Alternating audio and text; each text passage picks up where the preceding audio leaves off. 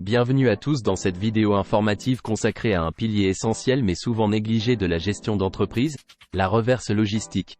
Aujourd'hui, nous allons plonger en profondeur dans le concept de la logistique des retours, une pratique qui devient de plus en plus cruciale dans notre économie circulaire.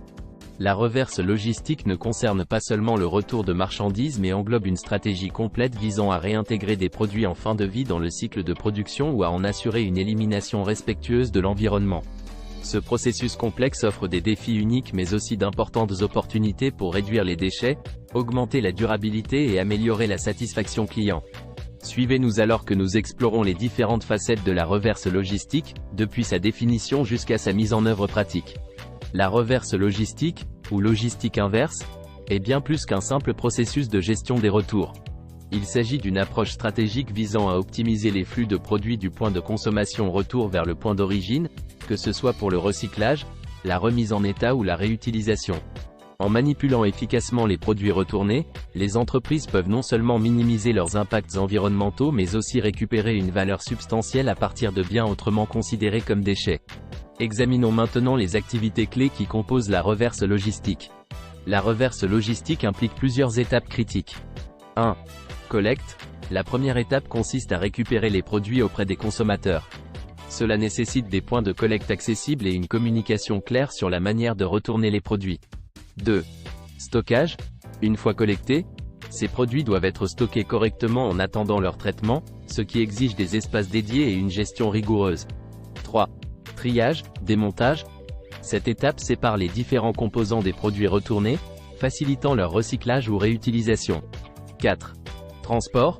Les composants triés sont ensuite transportés vers des installations de traitement ou de fabrication, nécessitant une logistique bien huilée pour minimiser les coûts et l'empreinte carbone. 5. Traitement. Les composants subissent un traitement, nettoyage, réparation, etc. pour préparer leur réintégration dans le cycle de production. 6. Fabrication de nouveaux produits. Enfin, les composants traités sont réutilisés dans la production de nouveaux biens, bouclant ainsi le cycle de la reverse logistique. La mise en œuvre efficace de la reverse logistique exige une planification minutieuse et un engagement à tous les niveaux de l'entreprise. Des procédures de retour claires doivent être établies pour faciliter les retours de clients. De plus, des stratégies doivent être mises en place pour retirer les produits obsolètes des stocks, libérant de l'espace pour de nouveaux articles et assurant que seuls les produits les plus pertinents atteignent le client final. Les dispositifs réglementaires, tels que le décret sur les DEEE, offrent un cadre légal pour la collecte et le traitement des retours, encourageant les entreprises à adopter des pratiques de reverse logistique responsables.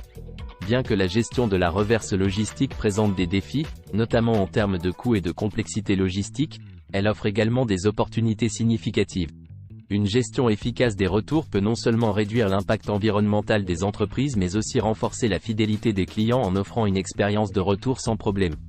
De plus, en transformant les retours en ressources pour la production de nouveaux produits, les entreprises peuvent réduire leurs coûts matériels et contribuer à une économie plus circulaire et durable. Pour conclure, la reverse logistique est une composante indispensable de la chaîne d'approvisionnement moderne, offrant des avantages à la fois économiques et écologiques. En adoptant des stratégies de logistique inverse, les entreprises ne se contentent pas de répondre à des exigences réglementaires. Elles prennent également une part active dans la promotion d'une économie circulaire. La gestion des retours de produits, loin d'être une contrainte, peut devenir un levier de croissance, d'innovation et de durabilité. Merci pour votre attention. Nous sommes maintenant prêts à explorer ensemble comment votre entreprise peut tirer parti des opportunités offertes par la reverse logistique. À bientôt pour une nouvelle vidéo consacrée à la supply chain planning.